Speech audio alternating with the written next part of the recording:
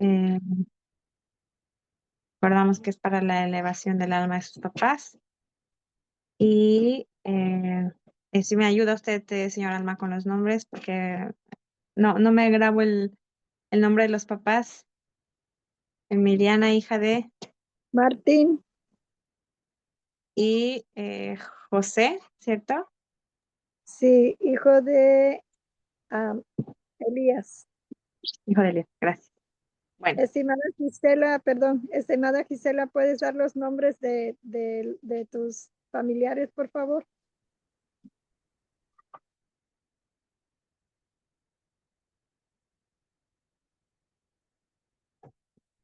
bueno, ahorita que ya está disponible, con gusto le damos la palabra. Y bueno, entonces vamos a pasar a nuestro tema. Gracias a la señora Alma Yo por permitirnos este espacio. Gracias a todos ustedes que se conectan, porque pues también sin audiencia no tendríamos clase. Y gracias, por supuesto, al Eterno que nos concede vida, salud, bendición, fuerzas y bueno, todo para poder hacer esta clase. Y hoy vamos a terminar ahora sí con el tema de la ansiedad. Esta es nuestra tercera clase. Si alguna todavía no vio las clases pasadas, bueno, recomendable pedir a la señora Gisela, a la señora Alma, la clase y entonces así también puedan darle un mejor seguimiento. Hoy vamos a tener una clase que va a ser también perspectiva psicología, pero también desde la perspectiva más bien de otra corriente que es el psicoanálisis y que nos va a ayudar a cerrar y entender, bueno, cómo es que tenemos que entender y vivir todo lo que es el tema de la ansiedad. En los dos encuentros pasados yo les dije que la ansiedad es algo que últimamente vemos que se está padeciendo más, pero por otro lado, si yo les pregunto qué es, cada una de ustedes puede identificar, puede contar qué es lo que siente, cómo la siente, en qué parte del cuerpo la siente y bajo qué situaciones la siente. Y eso es algo muy individual, muy particular de cada quien. Y entonces una de las cosas que el psicoanálisis nos viene a enseñar es que prácticamente es algo que en cierta medida, ¿sí? No estoy diciendo cuando dificulta la vida de una persona y la limita y entonces la persona empieza a cerrarse y a aislarse o a perder su trabajo o a tener todo tipo de sintomatología que ya le impide la vida, pero el psicoanálisis viene a normalizar un poco, que de hecho, bueno, el psicoanálisis no habla de ansiedad, sino habla de angustia, y entonces nos dice que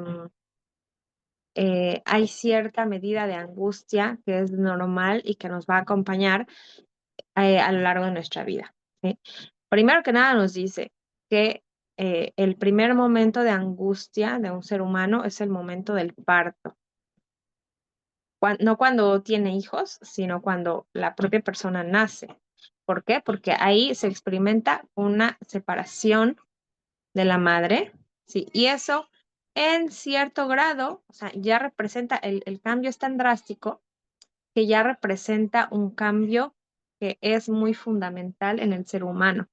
O sea, deja de estar en ese ambiente que es cálido, que no hay dolor, que se está recibiendo alimentación pasivamente todo el tiempo a través de la placenta y el cordón umbilical. O sea, es una vida pasiva donde el feto está completamente protegido, cuidado y, digamos, si es un embarazo normal, pues ese bebé está, digamos, en una situación de plenitud. Una vez que un bebé nace, entonces ahí, digamos, hay una cantidad de incomodidad, que repito, es algo normal, no estoy hablando de situaciones extremas, ¿sí? De abandono, de maltrato, de enfermedades, que a veces lamentablemente también se da en los bebés. Yo estoy hablando de un proceso normal donde el bebé sale del vientre y de repente, oh, hay ruido, hay voces, hay frío. Ahí es donde el bebé empieza a conocer la sensación de hambre, porque como decía recién, Antes de eso, el bebé está siendo alimentado por la placenta pasivamente. Entonces, de repente le toca pedir comida, le toca empezar en su lenguaje, que es el llanto, ¿sí? A llamar, a pedir atención, cuidado, calor, comida, ¿sí? Apego. Y entonces, por lo tanto, esta teoría nos dice que el primer momento de angustia del bebé es ahí empieza, ¿sí? Hay un grado de incomodidad, que decíamos no es algo patológico, y esto lo vamos a tomar, van a verlo para también el presente y cada una en sus vidas. No es algo patológico, pero es algo que incomoda, ¿sí? Es algo como que una sensación de no estar con plenitud. Ahora, desde el judaísmo es interesante que también a este momento del parto, a este momento donde un niño o una niña nacen, también se le considera un momento muy significativo. Hay algo en la Gemara que está escrito que dice que cuando un niño nace, todo lo que está abierto se cierra y todo lo que está cerrado se abre, haciendo referencia a las cavidades y a ciertos lugares del cuerpo. Por ejemplo, las válvulas del corazón están abiertas, ¿sí? Porque de esa manera es que se irriga sangre a todo el cuerpo. Pero en el momento del parto, esos primeros minutitos después del parto es maravilloso. Todos los cambios que pasan en el cuerpo. Las válvulas, ¿sí? Hay unas cámaras más bien, las cámaras del corazón se cierran y por eso es que cuando hay bebés que no se les cierra hasta el final, se le produce lo que se conoce como un soplo en el corazón. ¿Sí? O sea, ¿por qué? Porque quedó algo ahí abiertito que se tenía que cerrar. Y en cambio, hay lugares que decía yo que estaban cerrados y se van a abrir, como por ejemplo todo lo que es el tema, a ver, el bebé ya come y bebe líquido amniótico a manera de ejercicio en el vientre, pero ahora va a ser realmente un tema de comer, de beber, ¿sí? Em, También digamos, el tracto digestivo, o sea, el bebé todavía no hace necesidades en el vientre. Eso yo creo que la gran mayoría de ustedes lo saben muy bien, porque además es sabido, ¿no? Por ejemplo, que cuando un bebé empieza a hacer del baño en el vientre, me refiero a ya desechos que son más grandes, entonces inclusive se considera como algo peligroso. Y cuando el bebé empieza a hacer el meconio en el vientre de la madre, entonces ahí inclusive dice, no, ya es necesario sacarlo porque se puede intoxicar. Entonces, fíjense, es una cavidad que estaba cerrada y que se abre. Entonces, así pasa lo mismo con los oídos. Hay una especie de, digamos, de protección que tienen para que el líquido entra hasta cierta zona, entonces ahí se cierra. Entonces, hay todo ese cambio en el cuerpo. Cosas que estaban abiertas se cierran, lo que estaba cerrado se abre. Y eso, también el tema de la respiración, ¿sí? Un bebé no respira, porque si se respira agua, ustedes saben, eso es algo muy, muy grave. Entonces ellos tienen, digamos, las fosas nasales tienen todo el tema, el sistema respiratorio cerrado y cuando el bebé nace, se abre, ¿sí? Entonces vemos que son cambios muy, muy radicales que pasan y, y que entonces se considera que es realmente un punto de partida muy diferente. Por supuesto que el judaísmo considera que en el vientre un bebé ya tiene vida, se considera como un ser vivo, con vida, con em, sensaciones propias independientes de la madre. O sea, es un ser que depende de la madre, pero es un ser como ser humano independiente. Ustedes saben que hoy en día ese tema de si se considera un ser humano o no se considera un ser humano está muy, lamentablemente, muy en discusión. Por supuesto que el judaísmo lo considera como alguien independiente, em, pero sí que también considera que en el momento del nacimiento es un salto muy significativo y muy decisivo en la vida de una persona. Entonces vemos que ahí en el tema a nivel de angustia, lo que decíamos, por si alguno entra un poquito más tarde, a nivel de angustia, digamos que ahí aparecerían unas primeras señales, ¿sí? El típico llanto del bebé, ¿sí? que sabemos que que se produce al nacer, o inclusive hoy en día que se intenta como ser un poco más respetuosos en el tema del parto, ¿no? Antes, ¿cuál era la típica escena? O ya sea que ustedes la vivieron realmente con sus hijos, las que tengan hijos, o si les tocó ver, o era la típica en muchas películas y cuestiones así audiovisuales, mostraban la típica imagen de un médico, ¿sí? ¿Cómo hacía que el bebé respirara? ¿Sí? ¿Cómo hacía? Le daba la nalgada, ¿no? Y entonces el bebé empezaba a respirar. Bueno, hoy en día em, hay muchos hospitales que no hacen esta práctica o que no, de plano no la hacían, ¿sí? Y que sacan al bebé, no lo mueven, no le pegan nada y digamos, enseguida, si todo está bien en el parto, lo ponen en el vientre de la madre y él solito empieza a abrir los ojos, empieza, ¿no? A ver cómo, a captar, empieza a respirar sin que le den nalgada. Y se pueden quedar en el vientre, por lo menos acá en Israel, así es, yo se los cuento, he tenido 4 bebés, Baruch Hashem, y así, o sea, enseguida que sale el bebé, lo pasan al pecho de la mamá y ahí lo dejan como que empiece a experimentar sus primeras sensaciones en el mundo externo, en el pecho de la madre. Y después de, por ahí, si es un parto normal, repito, no si hay un tema de emergencias o algo así, después de media hora, ya entonces sí lo retiran de la mamá, porque bueno, finalmente lo tienen que pesar, lo tienen que medir, le tienen que limpiar la cara, le tienen que sacar las flemas y todo este procedimiento. Y ahí entonces es donde ya empiezan a llorar. ¿Sí? Ahí, ¿en dónde? En el momento que lo despegan de la mamá. ¿Sí? Fíjense cómo es como si se atrasara un poquito este tema que yo les decía de la angustia de separación. No se da en el momento que nació, sino poquito después cuando lo retiran de las manos de la madre, ¿no? Que sí es cierto que puede ser que empiezan a experimentar frío, aunque la sala está caliente, eh, pero bueno, ya es como empiezan a maniobrarlo, ¿sí? Y entonces ahí es como que algo ellos captan, que ahí empiezan a llorar, ¿sí? Em, bueno, déjenme, doy la palabra aquí a la señora Alicia, que veo que tiene la manita levantada. Adelante, la escuchamos. Sí, gracias, Mara. Gusto verlo. Y shalom a todas. Vale. Mi pregunta es, en ese choque que se sabe cuando el bebé sale, la técnica que usan ahora de que el bebé salga en el agua, que la mujer tiene el parto en el agua, esto hace Ujú. menos trauma y a Traumático. manera sí, a manera de cómico, hay hay judíos que dicen que al bebé le dan por la boca, ¿cierto? A nosotros, al judío le dan por la boca, a nosotros nos dan por las nalgas. Entonces, para hacernos llorar, a manera de chiste. Gracias, Mora. Gracias, señora Alicia.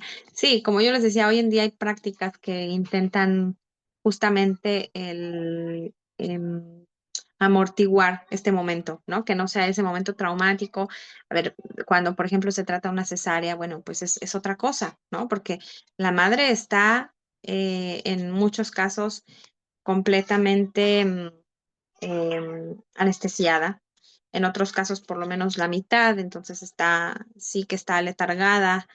eh, Al bebé sí o sí lo tienen que pasar enseguida a revisión, o sea, sí que lo acercan con la mamá como para la fotito y así, pero no se lo dejan al pecho de la madre porque además la madre no tiene la capacidad en ese momento de sostenerlo, ¿sí? Porque está con la anestesia y se le podría caer y sería peligroso, entonces no se lo dejan a la mamá en los brazos. Y bueno, aquí se trata de una cuestión, un procedimiento médico que la mamá, bueno, necesita esa atención, necesita tiempo para reponerse, ¿sí?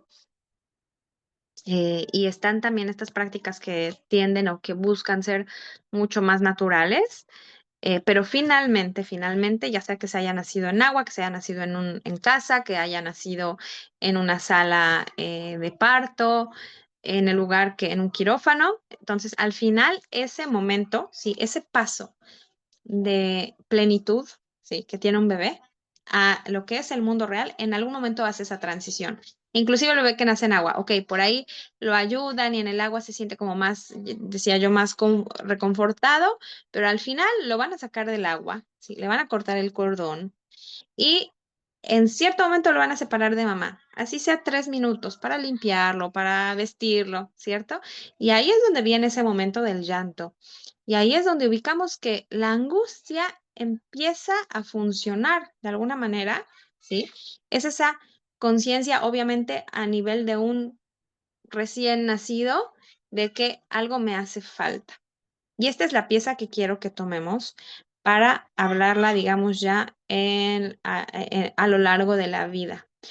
Toda nuestra vida nosotros vamos a tener este conflicto, por decirlo conflicto. Hoy en día, por ahí, yo les decía, intentando ser tan respetuosos y tan, que todo sea como tan amigable, hay palabras que quizá también se han vuelto un poco duras, ¿sí? Como el tema de conflicto, ¿no? El conflicto, piensen las que han estado con nosotros acompañándonos desde las clases de pareja, y yo en esas clases les decía, el conflicto no necesariamente es malo. El conflicto en la relación muchas veces inclusive ayuda a construir, ¿sí? Es algo que nos puede sumar. Pero ¿qué pasa? Que nosotros escuchamos palabra conflicto y es como, ya nos genera cierto rechazo. Pero piénsenlo, todo ser humano a lo largo de su vida va a tener muchos conflictos, ¿sí? Un niño que pide un dulce y le dicen, no, no te lo puedo dar porque no comiste, porque te pica los dientes, porque por la razón que sea, ¿sí? ¿Qué va a pasar? Se va a frustrar, ¿sí? ¿Por qué? Porque él quiere ese dulce. Y entonces ahí ya va a tener un conflicto, sí, obviamente es un mini conflicto, no es lo mismo, Dios no quiera, como un niño que, por ejemplo, tiene crisis realmente de abuso, que crece sin un padre, que crece con escasez, ¿sí? Ahí son conflictos, digámoslo así, de talla mayor, pero conflictos como seres humanos no nos faltan, ¿sí? Piensen inclusive, hagan este ejercicio a lo largo del día de hoy, ¿sí? Para ustedes es por ahí de las 12, 1 de la tarde, 11 de la mañana, 10 de la mañana, de acuerdo al uso horario que ustedes están. Piensen en estas horas que llevan del día de hoy, qué conflictos han tenido, ¿sí? A veces puede ser un conflicto de qué ropa me pongo, ¿sí? De qué desayuno, si desayuno algo más saludable o algo más, sí, así que porque se me antoja, o si ya lograron hablar con alguien a lo largo de estas horas, por ahí hubo algún roce, hubo algo que no se entendieron bien. Es decir, conflictos en realidad tenemos todo el tiempo, ¿sí? Ahora, ¿qué pasa? La pregunta es, ¿esos conflictos me llevan a una frustración, que es lo que veníamos hablando en las clases pasadas, que me genera ansiedad, que me genera sudoración, me genera palpitación, me genera sensación de ahogo, me genera en la ansiedad, decíamos, en los casos más extremos, la persona siente como que le está dando un ataque al corazón, como que está en una situación de peligro muy extrema, o genera una ansiedad que es como un cosquilleo, ¿sí? Como una incomodidad, pero igual al final no deja de ser angustia, ¿sí? No deja de ser un conflicto. Entonces, no se trata de que vayamos por la vida sin conflictos. Akadosh Baruj Hu no nos puso en este mundo para que estemos libres de conflictos. No, porque entonces sin conflicto no hay trabajo. Sin conflicto no hay deseo. Y esta también es una frase clave para lo que queremos estudiar hoy. Porque para que yo pueda desear, ¿sí? Necesito tener un motor. Y muchas veces el motor va a ser la angustia.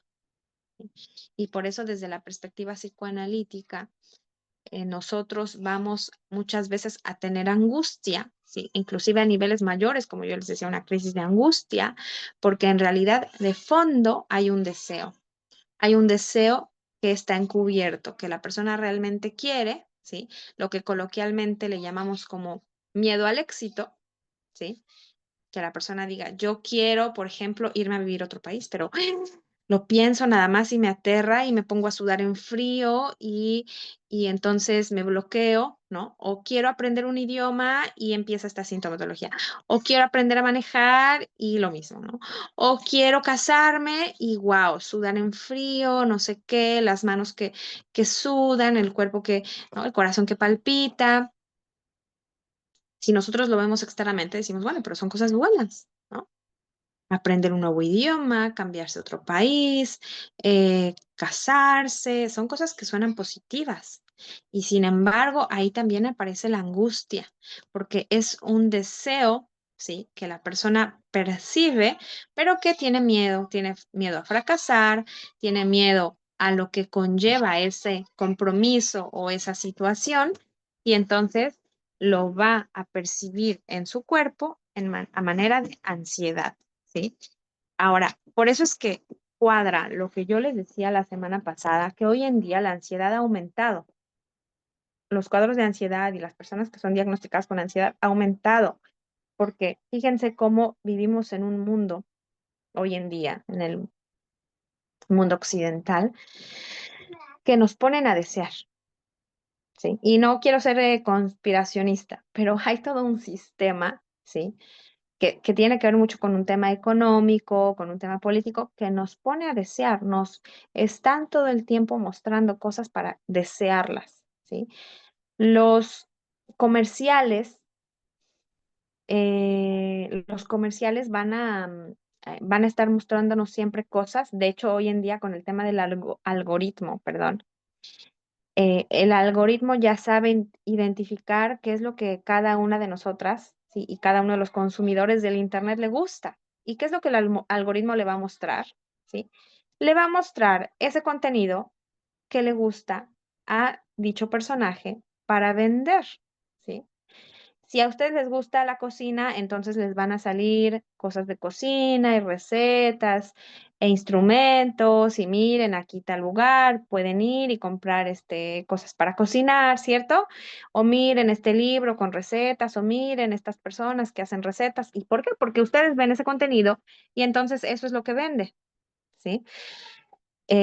O si a ustedes les gusta la mecánica, entonces les va a salir cosa de coches y partes de coches y de coches, ¿sí? ¿Por qué? Porque eso es lo del contenido que cada una sigue. Y entonces, de acuerdo a eso, el contenido se va a seguir mostrando. Entonces, cuando hay ese bombardeo, ¿sí? De información, y hay también esa distancia que se crea entre quién soy yo, ¿sí? Y todo eso que yo veo. O sea, al final nunca la persona se va a sentir, wow, sí, soy buena en esto, gracias a este tema del algoritmo y sí. Porque entonces yo veo muchas personas que son exitosas, que tienen sus tiendas, que hacen sus cuentas, que ganan a través de eso, ¿no? Que son, entre comillas, que son exitosas, ¿sí? Y yo estoy de este lado de la pantalla, simplemente viendo y podríamos decirlo así, como desde una perspectiva más de fracasando. ¿Por qué? Porque yo no estoy brillando, yo no estoy abriendo una tienda, yo no estoy haciendo recetas todos los días y subiéndolos a internet.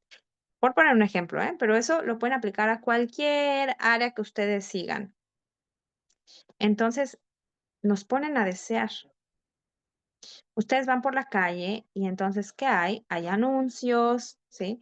Ustedes buscan algo en el buscador de internet y entonces respecto de un tema en específico y les sale mucha información. Entonces, la lógica es que en el mundo occidental nos impulsan a desear más de lo que ya de por sí deseamos como seres humanos. Yo les decía, el deseo es bueno, el deseo es algo que nos mueve, algo que nos impulsa, algo que nos lleva a hacer cosas, a probar, a aprender, a movernos de la zona de confort.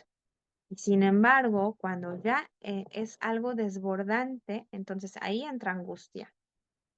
Ahí entra angustia porque es a un nivel de presión. Hay una presión, digamos, que se ejerce de manera poco visible, pero que está ahí esa presión. Y eso entonces genera angustia.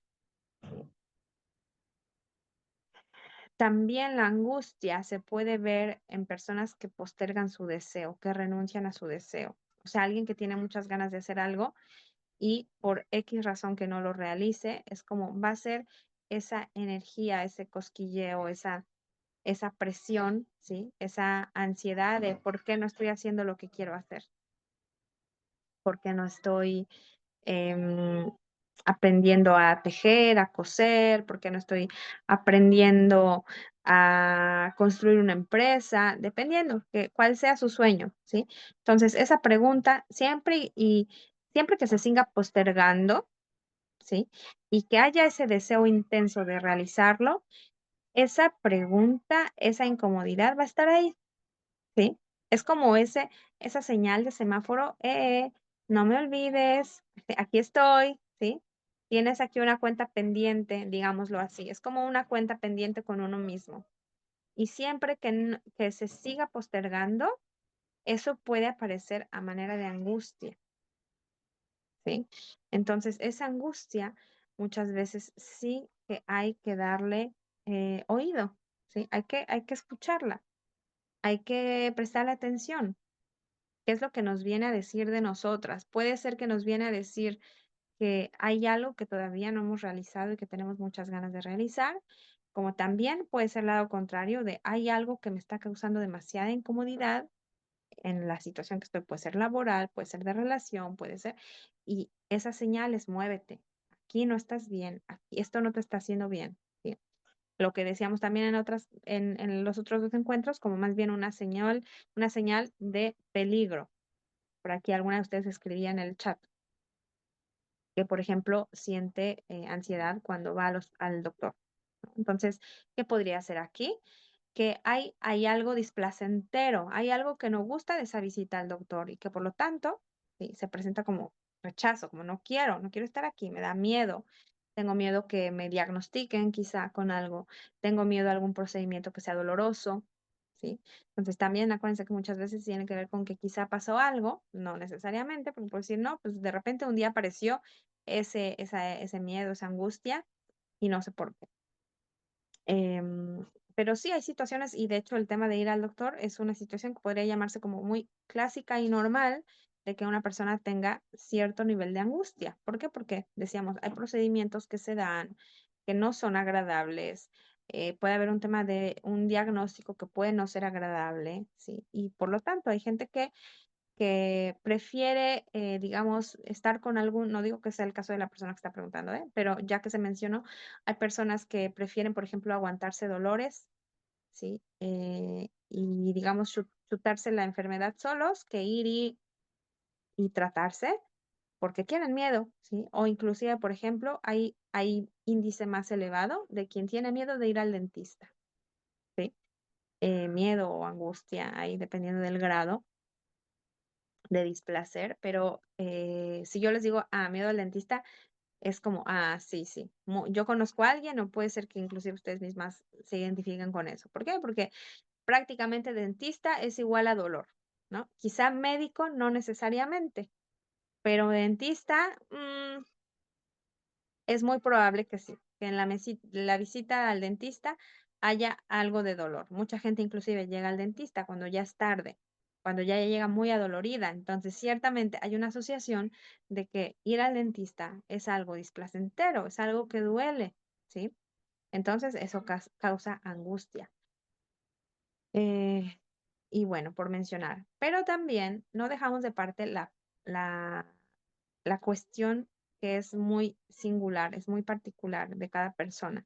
Es decir, que la angustia al final va a tener que ver con la historia de cada una de ustedes, con conflictos que cada una de nosotras nos hemos creado, y no va a haber una fórmula. Hay quien le va a tener miedo al dentista, hay quien va a tener angustia a ir al médico, hay quien va a tener angustia a viajar en avión, hay quien va a tenerlo cuando va al mar, ¿no? Hay quien va a tenerlo cuando se sube a un elevador, hay quien lo va a tener cuando se enfrenta a una situación. Por ejemplo, una vez escuché una persona, ojo, que yo no cuento casos de personas que yo atiendo por tema de privacidad, así que los ejemplos que yo les traigo son historias que yo he escuchado por otros lados.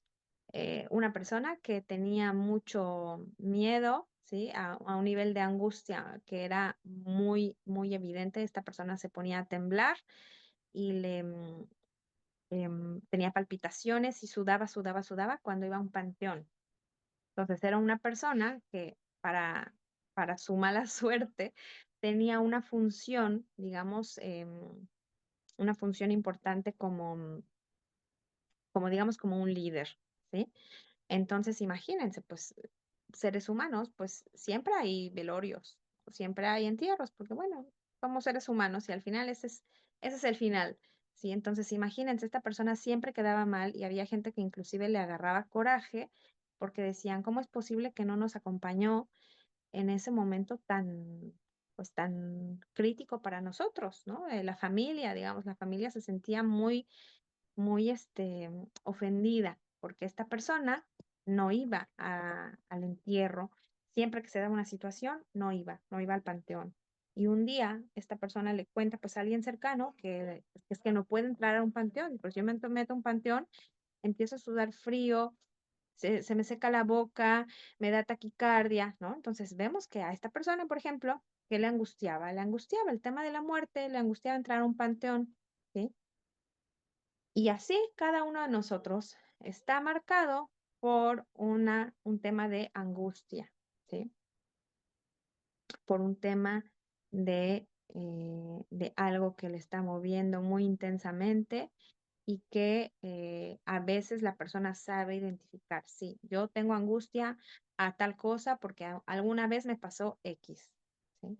Pero también se dan muchos casos, es mucho más común, más bien, que una persona tenga angustia y que no sepa identificar por qué, a partir de cuándo empezó, cómo es que empezó, cómo se desarrolló, si hubo un evento que lo gatilló. Generalmente hay un evento que lo gatilló, pero también hay dos fases. Una fase es la fase donde se cocina, ¿sí?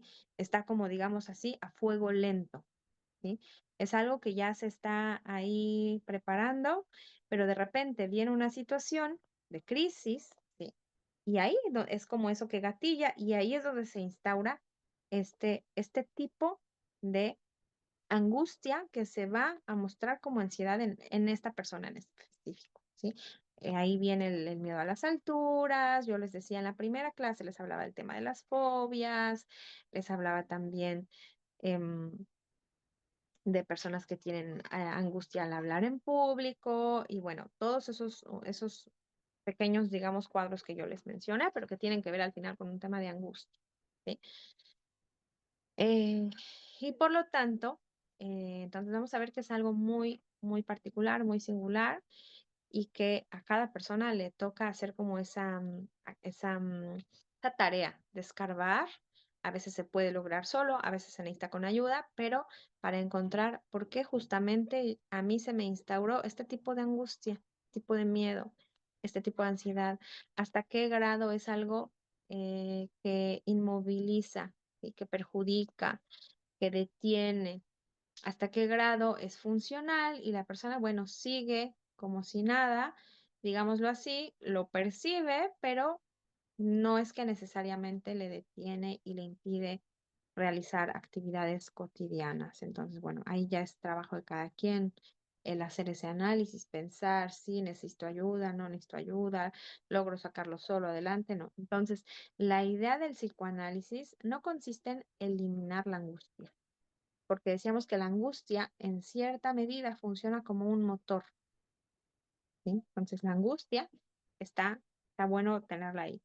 Pero lo que sí, a lo que apunta el psicoanálisis es a medir, ¿sí? A dosificar la angustia, que la persona pueda manejar la angustia y que haya momentos donde esa angustia justamente sea esa chispa que me saca adelante y donde la persona lo percibe ya de una manera que le está limitando, entonces ahí hacer ejercicios. Yo la vez pasada di ciertas coordenadas, ciertas ideas que también ustedes pueden decir, no, yo encontré que a mí lo que me ayuda es X, ¿no? Y bueno, si eso es funcional, porque ojo, hay vías, ¿sí? Que llevan a disminuir la angustia, que son vías que son no son buenas, ¿sí? O sea, que más bien son perjudiciales, la palabra. Por ejemplo, hablábamos del tema de las adicciones. ¿Ayudan a bajar la angustia? Sí, ayudan a bajarla, pero es una manera, es una vía perjudicial para bajar la angustia, ¿sí? Por ejemplo, una persona que come en exceso, ¿sí? O una persona que practica deportes extremos, muchas veces va a tener que ver con un tema de angustia, ¿sí? Hay personas que para bajar su angustia, yo les estoy hablando de casos ya más extremos, se van a hacer un tatuaje, ¿sí? Y entonces, ¿qué? Porque fíjense, hay cosas, muchas veces la angustia, hay personas que la van a poder em, digerir a través del dolor. Por eso hacerse un tatuaje es algo doloroso. pero que al final ayuda a liberar esa angustia. Entonces, por eso de repente nosotros vemos a personas que están llenas, llenas, llenas, llenas de tatuajes, ¿no? Y uno puede decir, bueno, ¿y cómo es que siguieron haciéndose otro? O sea, tenían energía, tiempo, ganas, ¿no? De otro tatuaje y otro tatuaje y otro. Bueno, porque ahí es una manera de simbolizar ese dolor. Lo mismo que las personas que se cortan, que se dañan a sí mismas. Las personas que tienen triclotomía, que es que se arrancan el cabello y se lo comen, por ejemplo, es una manera de disminuir la angustia, ¿sí? Eh, Les decía yo, personas que practican deportes extremos y que finalmente ponen su vida en riesgo, ¿sí? Que van y se van a meter con animales peligrosos o que van a hacer actividades extremas y que finalmente su vida se está poniendo en riesgo. Entonces, bueno, hay esas vías para elaborar la angustia, que son vías menos funcionales. Y va a haber otras vías que son más funcionales y que yo también les proponía la vez pasada, que es a través del arte, ¿sí? A través de una cuestión recreativa, de algo que a la persona le ayude a calmar. No que se enfrente, fíjense que todas las situaciones que yo describí antes, que yo les decía que son menos funcionales, son situaciones que ponen a la persona en más crisis, ¿sí? O sea, ponen a la persona en una situación como de, mm, de completo acorralamiento, ¿sí? Es como es una situación muy extrema. Y hay personas que más bien la vía para eliminar la angustia, para bajar la angustia, va a ser algo más de tranquilidad, ¿sí? Respiraciones, hacer movimiento, caminar, em, hacer actividades, yo les decía, del arte. Entonces, cocinar, limpiar, que son también ahí cada quien toca buscar cuál es la medida, porque obsesionarse con una vía para disminuir angustia, pues tampoco viene siendo muy funcional, ¿sí? Si la persona al final se termina casando con un tipo digamos, de disminuir la angustia que al final le resulta dañino, pues entonces ahí deja de ser completamente funcional, ¿no? Entonces sí, por ahí alguien pregunta si alguien que se come las uñas también, sí, lo mismo. Alguien que se come las uñas, hay personas, yo les decía, que se arrancan los cabellos, hay personas que, por ejemplo, se revientan cualquier tipo de herida que tienen en el cuerpo, ¿sí? Algún granito, alguna costra y se la rascan, ¿no? Y te están generando pequeñas lesiones, pero bueno, es finalmente estar ahí em, generando esta sensación en el cuerpo. Em, Personas que van a lidiar con, les decía yo, con el hecho de la comida, ya sea comer poco para liberarse de angustia, como tema de anorexia y bulimia, o también, decíamos, el otro extremo, que es comer de más. ¿Sí? Entonces, también ahí va a haber esta dosis de que va a ser una vía para disminuir la angustia. Al final, muchas de las cosas que nosotros tenemos como comportamientos, eh, digámoslo así, que van a ser nocivos, muchas veces van a tener que ver con el tema de la angustia y que es una vía para elaborar. Sí, hay una frase que Freud utilizó, la utiliza en otro contexto en el tema de psicosis, pero al final digamos, tiene la misma idea y a mí me gusta mucho porque es una frase como muy coloquial, pero que es muy linda para entender la clínica en esta parte, que él decía que es un parche mal pegado. Imagínenselo así. O sea, una persona va a ponerse ese parche que está mal pegado porque, digámoslo, no repara del todo, ¿sí? La situación, pero por lo menos es como un salvavidas, ¿sí? Todas esas vías van a ser una especie de salvavidas que no son, ¿por qué dice la frase de mal pegado? Porque bueno, no es del todo funcional, ¿sí? Pero que finalmente a veces se usa pues como con los elementos que cada quien tiene. Entonces, quien busca vías que son menos favorables, digamos, pues de alguna manera deja ver que sus herramientas o que su vía para poder manejar, pues son un poco más carentes. Y la idea es eso, la idea es que cada una de nosotros pues nos vayamos haciendo de herramientas o que vayamos usando vías para poder manejar esa ansiedad que yo les decía que es del día a día, y que en el grado de lo que es normal, bueno, poder manejarla. Y en el grado de lo que ya no, que ya es un poco más que excede, sí, excede y que vaya a impedir ciertas actividades, pues bueno, a veces sí que toca buscar ayuda. Escribían también aquí en las preguntas que, bueno, ¿qué pasa con todos estos medicamentos que son psiquiátricos? Sí, ciertamente, a veces la persona, digamos, ya no es capaz de hacerlo por sus propias vías y entonces, bueno, sí es cierto que la vía psiquiátrica al final viene siendo una solución, ¿sí? Viene, a ver, viene a disminuir los síntomas. El tema es que con tomar un medicamento no se resuelve el conflicto. O sea, el conflicto va a seguir estando, ¿no? El medicamento va a ayudar, sí, va a ayudar para disminuir los síntomas, pero el conflicto no se solucionó. O sea, ¿qué es lo que a la persona le pone en angustia? Sigue estando ahí, ¿sí? Porque el medicamento no nos modifica, nos puede modificar a nivel neuronal, neurotransmisores seguro, pero no a nivel de pensamiento. No se ha inventado un medicamento que nos cambie el pensamiento, Baruch Hashem.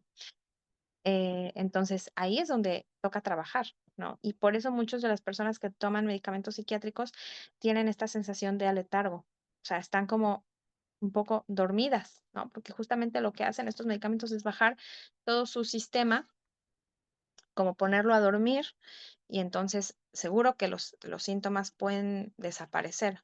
Pero al final es estar anclado y ojo, yo no digo que no hay que tomarlos. Hay situaciones donde no hay de otra, hay que tomarlos y es una herramienta. Pero en muchos casos la vía es más bien eh, saltar al agua a investigar, ¿no? ¿Qué es lo que está pasando? ¿Por qué me está pasando? Ahora, hay situaciones, y esto creo que también yo lo decía, eh, que es evidente que una persona va a tener la angustia al tope, ¿no? O sea, una persona que, por ejemplo, perdió su trabajo y que tiene deudas, ¿sí? Una persona que acaba de tener una pérdida, y pérdida puede ser pérdida en una relación amorosa, puede ser pérdida de un padre, puede ser de un hermano, de un familiar, de un amigo, ¿sí? Puede ser una pérdida, puede ser de una mascota. Uno puede decir, bueno, pero ¿cómo? Sí, sí, hay personas que entran en esta situación de angustia porque pierden a un ser de apego, ¿sí? Hay personas que entran en angustia porque perdieron cierto estatus o cierta economía, cayeron en la ruina. Entonces, evidentemente una situación de pérdida va a poner, por lo menos por un periodo, en una situación de angustia a la persona, en lo que se elabora.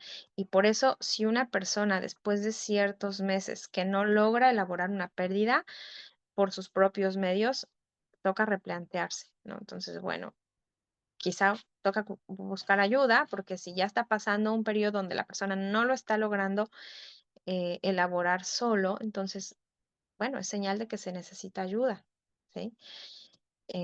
Pero hay situaciones que es como mucho más evidente que van a causar angustia, ¿sí? Una pérdida, les decía yo, una enfermedad, una persona que recibe un diagnóstico, una persona que está lidiando con una situación de guerra, con una situación de inseguridad, ¿sí? Con una situación de infidelidad, entonces es evidente que ahí se van a encender todas las alarmas como a manera de autoayudarse, ¿sí? Pero hay que estar muy atentas de que eso se logre ir con trabajo interno, no es porque el tiempo lo cure solo, ¿eh? Yo cuando les digo que hay que ver si después de unos meses la cosa mejora, no me refiero a que es que, bueno, hay que sentarse pasivamente a que el tiempo haga lo suyo. No, es porque en ese tiempo tenemos que hacer algo, ¿no? Tenemos que hacer un trabajo de elaboración, de cerrar un ciclo, de desapegarse, en el caso yo les decía de un duelo, ¿no? Desapegarse de eso que representaba un objeto querido, de hacer esa transición, pero hay personas que no logran hacer esa transición solas, entonces se quedan ahí estancadas, pegadas, ¿sí? Y ahí es donde ya termina siendo un poco conflictivo, ¿sí? Bueno, por mi parte termino ahora. No sé si alguna de ustedes quiere,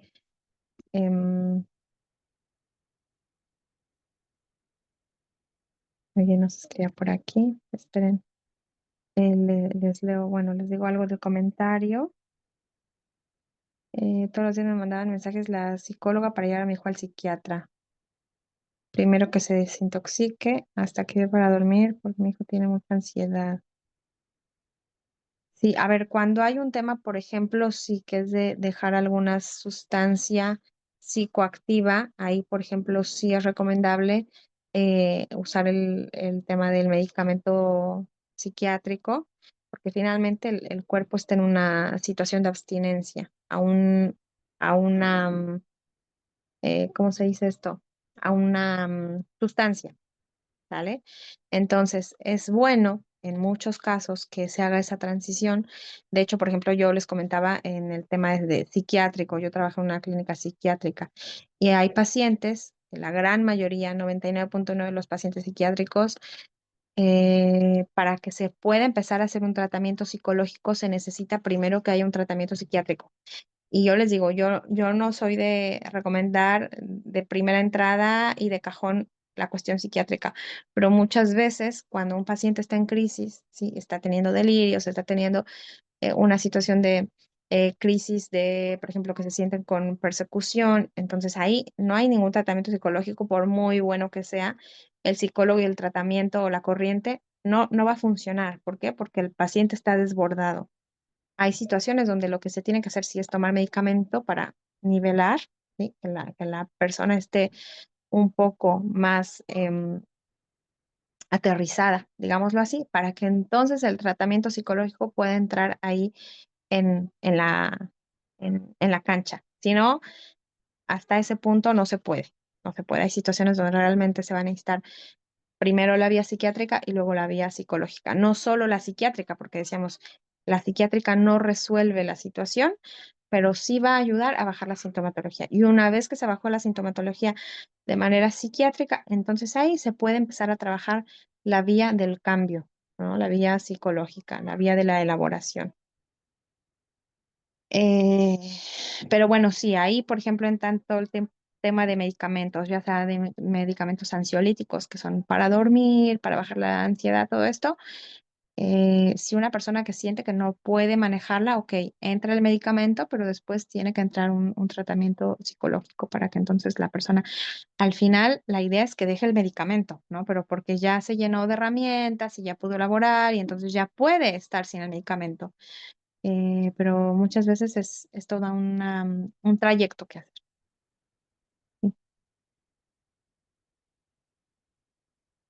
¿Alguien más quiere comentar algo, mencionar algo, escribir algo?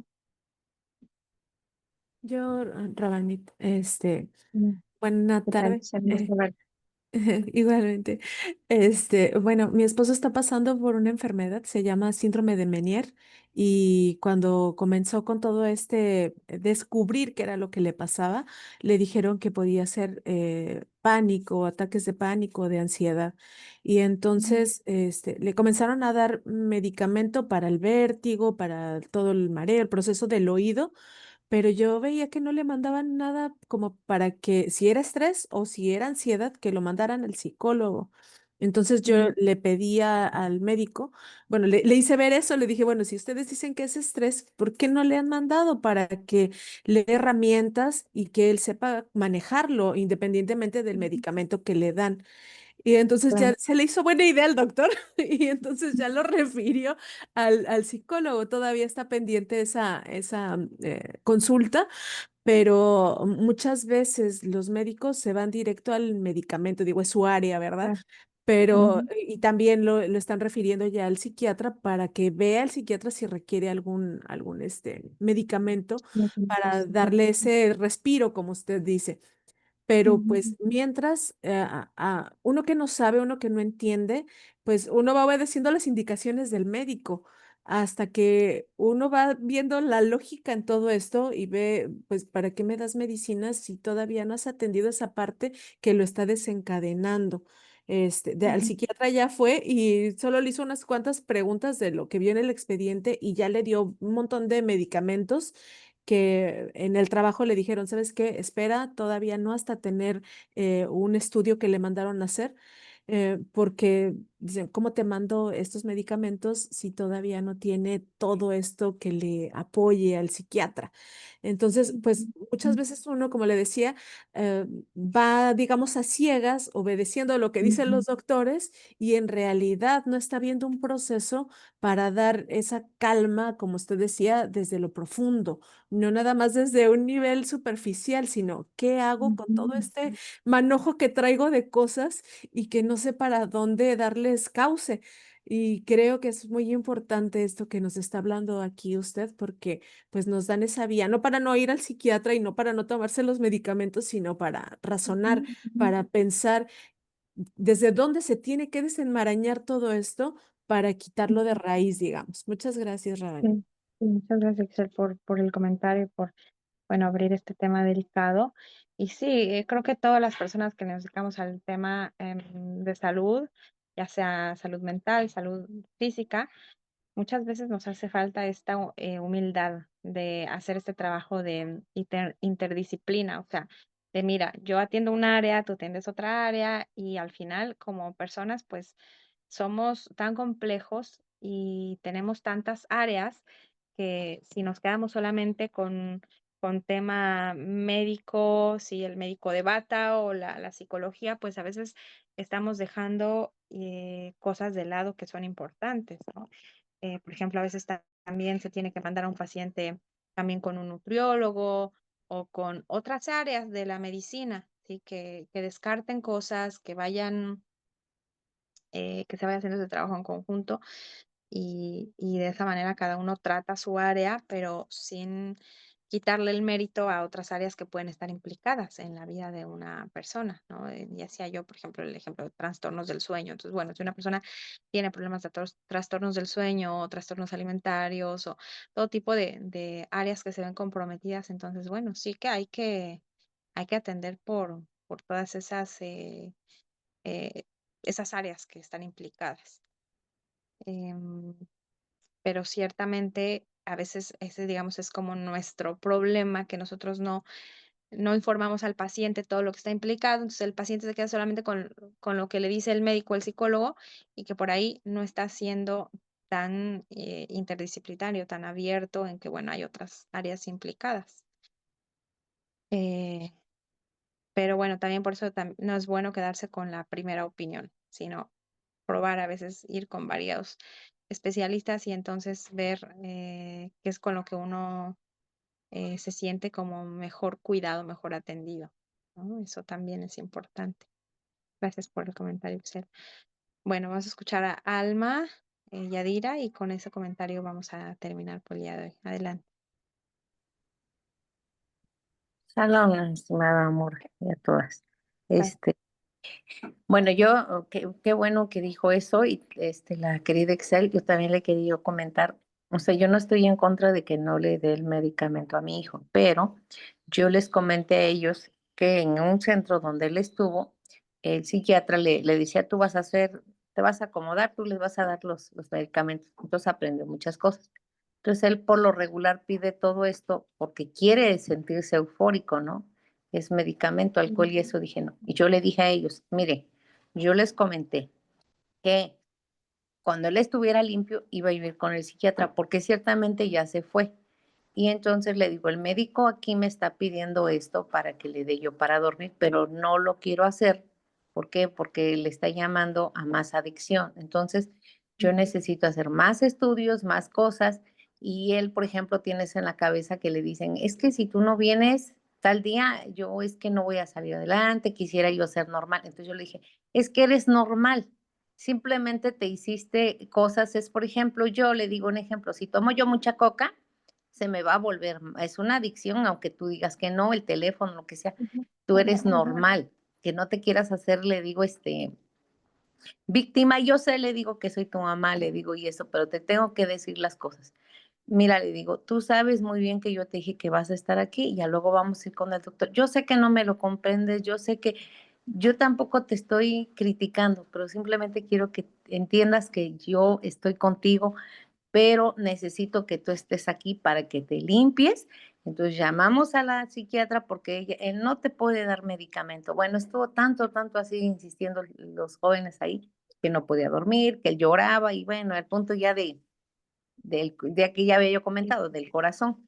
Entonces le dije, mira, entonces lo que hice, me dijo mi sobrino, llévale un derivado, pero que esté menos potente y como la mente es tan poderosa, él va a sentir que con eso se va a dormir y ya, pero no le lleva, o sea, tú llévalo engañado y eso y que te digan, no, pues es que mi doctor me lo recomendó y ya nada más, pero déjalo que se desintoxique porque por todas las cosas que has hecho se necesitan hacer estudios y lo que diga el psiquiatra y aparte otra vez dice que se lea la lectura, dice de aquí, dice de las neuronas, o sea, no nada más es que, así es que porque así, Claro. no, dos.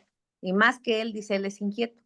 Y por eso muchas gracias, Nora, pero sí, yo, Sí, yo gracias. Sí, siento que eso es es así. un tema bien complejo el que usted plantea y porque, bueno, usted mejor que nadie lo conoce, ¿no? Y sabe cuáles son todas esos elementos que están implicados en su hijo y de verdad que una admiración que ese acompañamiento que usted le está dando a él y bueno, que Hashem le dé mucha fuerza, mucha energía, mucho amor para dárselo a él A también y los dos, Nora, a que los pronto dos. a ellos y que pronto puedan Sí. ellos pues también ir resolviendo esa situación con la ayuda Sí, de pues yo Hashem.